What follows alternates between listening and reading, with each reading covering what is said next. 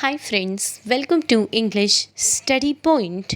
Today here in this video lecture, I am going to discuss with you about a new literary device that is Cisco Pedalian. So this kind of literary device used by writers in their works and also used by a speaker while giving his speech. Now I am telling you meaning of this term, that is Cisco Pedalium, which is a literary device. So, a writer or a speaker, while using such kind of literary device, he uses extremely or outrageously long words. So, when a writer or a speaker uses overly long words which contains multiple syllables, and these words sometimes means these sesquipedalic words sometimes results in formation of new words which again results in नियोलॉजिज्म. सो मैं इसको हिंदी में explain करती हूँ कि जब एक writer या फिर स्पीकर स्पीच देते समय एक ही बार में या फिर एक ही साथ इतने लंबे वर्ड्स को यूज़ करता है, सो उसे कहा जाता है कि वो सिस्कोपेडालिक यानी सिस्कोपेडालिक लैंग्वेज का यूज़ कर रहा है या फिर लिटरेरी स्टाइल का यूज़ कर रहा है. तो ये राइटर्स अपने वर्क्स में यूज़ करते हैं और स्पीकर अपनी स्पीच देते समय सिस्कोपेडालिक वर्ड्स का यूज़ करते हैं. सो अभी मैं एग्जांपल्स के साथ इसे और भी अच्छे से समझाऊंगी. सो जब भी बहुत मतलब एक ही बार में इतने लंबे वर्ड्स को हम बोल जाते हैं तो उसी लंबे वर्ड में बहुत सारे सिलेबल्स भी होते हैं. एंड कभी कभार क्या होता है, उन एक ही उस लंबे वर्ड से एक नया वर्ड भी कॉइन हो जाता है जिसे हम न्यूलॉजिक वर्ड भी बोलते हैं, यानी जो रिज़ल्ट करता है न्यूलॉजिज्म को फॉर्म करने में. सो अभी एक एग्जांपल के साथ ये लिटरेरी डिवाइस और भी अच्छे से क्लियर हो जाएगी. So it is a kind of writing और a speech which involves overuse of long syllabic or multisyllabic words or excessive use of extraordinarily long words, so that is called as sesquipedalian. Now, so this term derived from the Latin word sesquipedalis, which means the words are a foot and a half long. So sesquipedalian इस term का derivation कहाँ से हुआ था? Latin से हुआ था, Latin word से हुआ था जो कि सिस्कोपेडालिस था, जिसका मतलब होता है words are a foot and half long. यानी सिस्कोपेडालियन में क्या होता है, वर्ड्स बहुत ज़्यादा लॉन्ग होते हैं. जैसे कि आपको ये एग्जाम्पल समझ आ रहा होगा, एंटी डिसएस्टैब्लिशमेंटेरियनिज़म. तो ये क्या है, बहुत ज़्यादा लॉन्ग वर्ड है.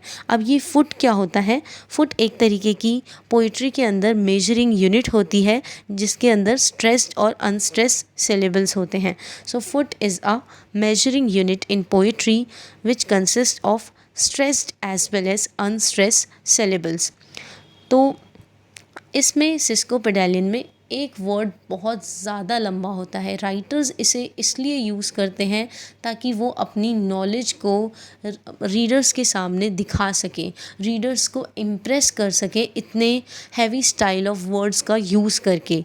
Then use of words that are very long and have several syllables.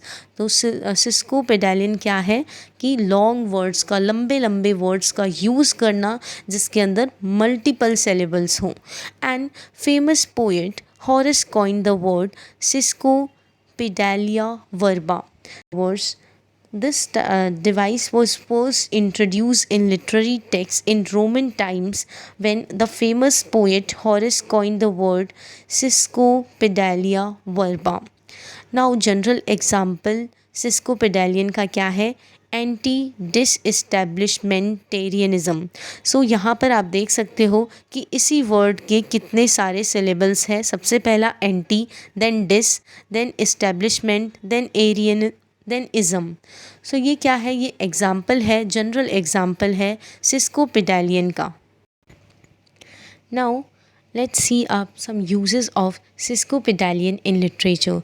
Yes, writers or when a speaker uses sesquipedalic words, so it may adds humorous effect when readers who are listening these new words for a first time, because sesquipedalic words are so unique words and overly long words. So when a reader first time encounters such kind of words, so they may laugh after listening or reading these sesquipedalic words. So writer wants to add humorous effect to his works, so that is why he uses sesquipedalic words. And another reason of using sesquipedalic words or saying sesquipedalic word is to make or to emphasize upon something which is very absurd in a work. So writer इसलिए भी use करता है क्योंकि वो एक work को absurd यानी एक आइडिया होता है उसको एब्सर्ड प्रूव करने की कोशिश करता है, इसलिए भी वो सिस्कोपेडालिक यानी ओवरली लॉन्ग वर्ड्स का यूज़ करता है, ना केवल ह्यूमरस इफ़ेक्ट क्रिएट करने के लिए बल्कि एब्सर्डिटी यानी एब्सर्डिटी बताने के लिए भी सिस्कोपेडालिक वर्ड्स का यूज़ किया जाता है। एंड साथ ही साथ अगर एक रीडर यानी एक रीडर जब एक इतने लंबे वर्ड को सुनता है या फिर एनकाउंटर करता है, तो वो ये चीज़ भी रियलाइज़ करता है कि राइटर कहीं ना कहीं किसी आइडिया को लेकर यानी किसी आइडिया पर सटायर मतलब कटाक्ष मारने की कोशिश कर रहा है। So that is why he uses sesquipedalic words. यानी अगर एक राइटर किसी आइडिया पर सटायर यानी कटाक्ष मारना चाहता है तो भी वो सिस्कोपेडालिक वर्ड्स का यूज़ करता है। Then these kind of words use by means sesquipedalic words use by language professionals as well as hobbyists. So many language lovers as well as hobbyists. ये hobbyists वो लोग होते हैं जिनका पैशन होता है नए नए वर्ड्स का, नए नए फैंसी वर्ड्स का यूज़ करना कन्वर्सेशन में, नॉर्मल कन्वर्सेशन में। सो इसलिए इन्हें हॉबिस्ट बोला जाता है जिनको नए वर्ड्स यूज़ करना अच्छा लगता है। तो many language lovers and hobbyist are prone to attempt topping one another, क्योंकि ये लैंग्वेज प्रोफेशनल्स या फिर हॉबिस्ट होते हैं, ये चाहते हैं कि हम एक दूसरे को एस करें, यानी हम अपनी सुपीरियरिटी दिखाएं अलग अलग लैंग्वेज के वर्ड्स को यूज़ करके। सो that is why they use such kinds of fancy words also known as sesquipedalic words, so topping one another in order to set new records using these words and devising them. Then humorous attempt to reformulate popular English expression. Yes, इसके through क्या होता है कि एक writer अगर सिस्कोपेडालिक words का use करता है, so he is making humorous attempt in writing while using such kind of literary device, because here a writer is emphasizing or creating emphasis upon readers or asking readers to slow down their reading, consider the words, means consider the sesquipedalic words again and start breaking them down into smaller parts such as prefixes as well as suffixes in order to understand these long words. मैं इस चीज़ को फिर से explain करती हूँ कि reader एक writer चाहता है कि रीडर इतने वर्ड लंबे वर्ड को नहीं पढ़ सकता, तो वो रीडर क्या करे, उस लंबे वर्ड पर एम्फेसाइज करे, कंटेम्पलेट करे, उसे स्मॉलर पार्ट्स में ब्रेक करने की कोशिश करे एंड देन वो उसका मीनिंग समझे। तो इससे क्या होगा, रीफॉर्मुलेट पॉपुलर इंग्लिश एक्सप्रेशन, यानी कोई पॉपुलर एक्सप्रेशन है, यानी एक्सप्रेशन का मतलब है यहाँ पर आइडिया, कोई पॉपुलर आइडिया है तो वो अगर लंबे शब्दों में कहा गया है तो उसे स्मॉलर पार्ट्स में ब्रेक करें एंड फिर उसे रीड करने की कोशिश करें एंड देन उसका धीरे धीरे मीनिंग समझें। And also he wants to put emphasis and draw the attention of the audience. Yes, वो चाहता है, राइटर चाहता है या फिर स्पीकर चाहता है कि जो भी उसे सुन रहा हो या फिर उसकी बातों को रीड कर रहा हो वो इतने लंबे वर्ड्स पर एम्फेसाइज करे, कंटेम्पलेट करे एंड देन उसका ध्यान उस पर जाए ताकि फिर वो सही ढंग से यानी उस लंबे वर्ड के मीनिंग को अपनी अंडरस्टैंडिंग के बेस पर री इंटरप्रेट करें।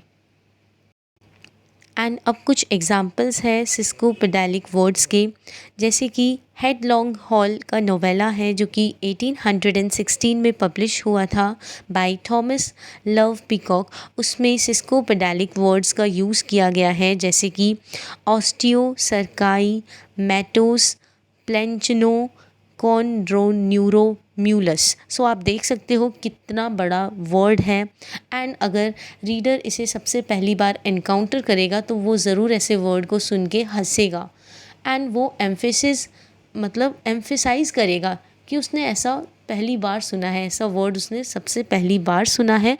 तो वो कंटेम्पलेट करेगा, इस वर्ड को ब्रेक करेगा धीरे धीरे, एंड अपने अंडरस्टैंडिंग के हिसाब से उसका मीनिंग डिराइव करेगा, यानी इसी पॉपुलर एक्सप्रेशन के मीनिंग को फिर से अपने वे से इंटरप्रेट करने की कोशिश करेगा। देन शशि थरूर को इंडिया में सिस्को पेडालियन बोला जाता है क्योंकि वो इस तरीके के सिस्को पेडालिक वर्ड्स का यूज़ किया करते हैं। So Shashi Tharoor is well known sesquipedalian. सो उन्होंने कौन कौन से वर्ड्स यूज़ किए हैं? सो इनसे पहले अभी तक किसी भी इंडियन ने यानी इंडियन नॉवेलिस्ट ने ऐसे वर्ड्स का यूज़ नहीं किया। तो इन्होंने इन सारे वर्ड्स, ये कुछ एग्जाम्पल्स है, एंड एग्जाम्पल्स बहुत सारे थे बट मैंने ये चूज़ किए हैं। तो फ्लॉसी, नॉसी, निहिली, पीलीफिकेशन। सो ये वर्ड सबसे पहली बार शशि थरूर जी ने यूज़ किया, एंड किसी चीज़ को यानी किसी वर्थलेस या फिर जिस चीज़ की वैल्यू ना हो उसे बताने के लिए ऐसा फैंसी वर्ड यूज़ किया हो। सो डिस्क्राइब समथिंग वर्थलेस, यानी जिसकी कोई वैल्यू ही ना हो, तो उन्होंने इस तरीके को वर्ड को यूज़ किया ताकि रीडर्स इसे सुनकर गौर करें, एम्फिसाइज करें।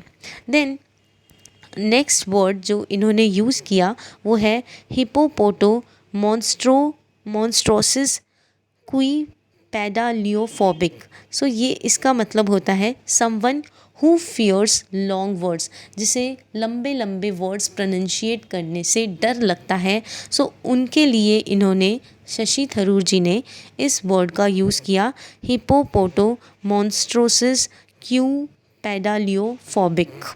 देन इसी के साथ ये वीडियो लेक्चर ओवर होता है। Hope this video lecture will help you in your UGC net English literature exams. Thank you.